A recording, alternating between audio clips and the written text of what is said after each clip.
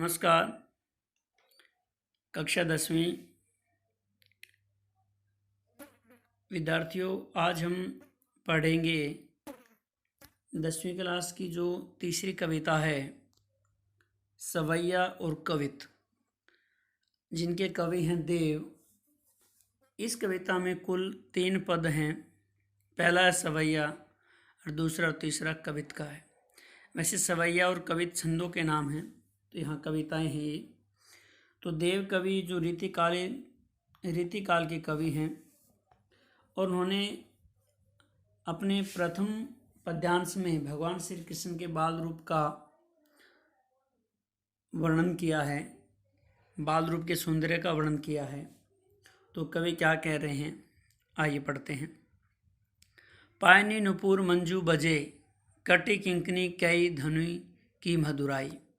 पायनी में मतलब पाँव में, नुपुर मैंने होता है पायल, मंजू मैंने सुंदर, बजे मैंने बजती है। फिर श्री कृष्ण ने, कवि कह रहा है, श्री कृष्ण ने पाँव में पायल पहन रखी है। जब वो चलते हैं तो मधुर ध्वनि उत्पन्न करती है, सुंदर ध्वनि उत्पन्न करती है।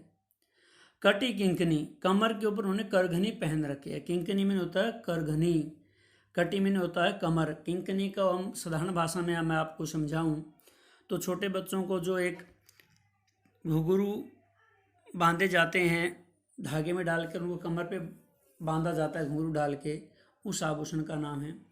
और उनके कमर के ऊपर जो करघुनी है, धनु की मधुराई, वो भी मधुर ध्वनि उत्पन्न करती है।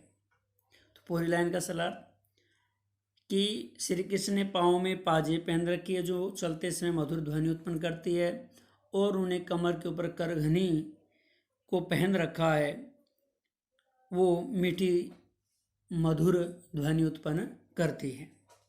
सांवरे अंग लसई पटपीत, सांवरे श्री कृष्ण के सांवले सलोने अंगों के ऊपर, लसई मैंने शोभित होते हैं, पट पीत पीले वस्त्र, पट मैंने वस्त्र, पीत मैंने पीले। और श्री भगवान श्री कृष्ण के सांवले सलोने अंगों के ऊपर पीले रंग के वस्त्र शोभा बढ़ाते हैं या शोभायमान हो रहे हैं, उनकी शोभा को बढ़ा रहे हैं।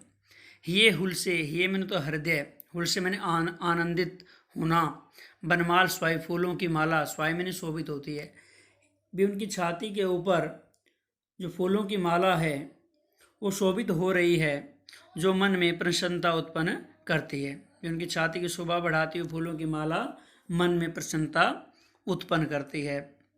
माथे किरीट, उनके माथे पर मुकुट है, और बड़े दीर्घ चंचल, दीर्घ मतलब नेत्र, उनकी जो आँखें वो बड़ी बड़ी है, चंचल में चंचलता से भरी हुई है। उनके माथे के और मुकुट है, उनकी आँखें बड़ी बड़ी आँखें चंचलता से भरी हुई है।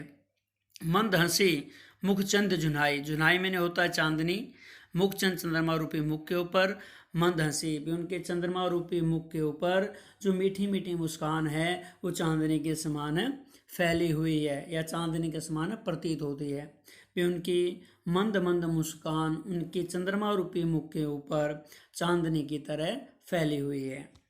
जय जग मंदिर दीपक सुंदर, श्री बर्ज दुल्हा देव सहाय, सहाय मैंने सहायता करी।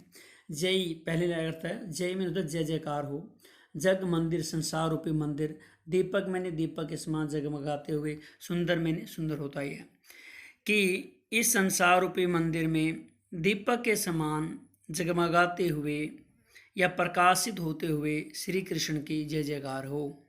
संसार रूपी मंदिर में दीपक के समान प्रकाशित श्री कृष्ण की जय जयकार हो, श्री ब्रज दुल्हा देव सहाय। और कवि कहता है, देव कवि कहते हैं कि ऐसे श्री कृष्ण मेरी सहायता करें। अब एक बार पूरा पढ़ लेते हैं, थोड़ा थोड़ा मुख्य मुख्य बातें कि श्री कृष्ण ने पाँव में पायल पहन रखी है जो उनके चलने पर मधुर ध्वनि उत्पन्न करती है।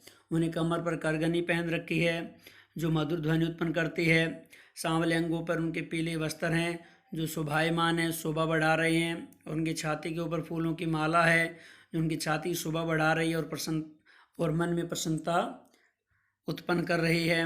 उनके माथे पर मुकुट है और उनकी बड़ी बड़ी चंचलता से भरी हुई आंखें हैं। और उनकी जो मंद हंसी है उनके चंद्रमा रूपी मुख के ऊपर चांदनी के समान प्रतीत हो रही है। इस संसार रूपी मंदिर में दीपक के समान जगमगाते हुए श्री कृष्ण की जय जयकार हो। ऐसे श्री कृष्ण देव कवि की जीवन में सहायता करें। ये तो हमारा था प्रथम पद्यांश। दूसरा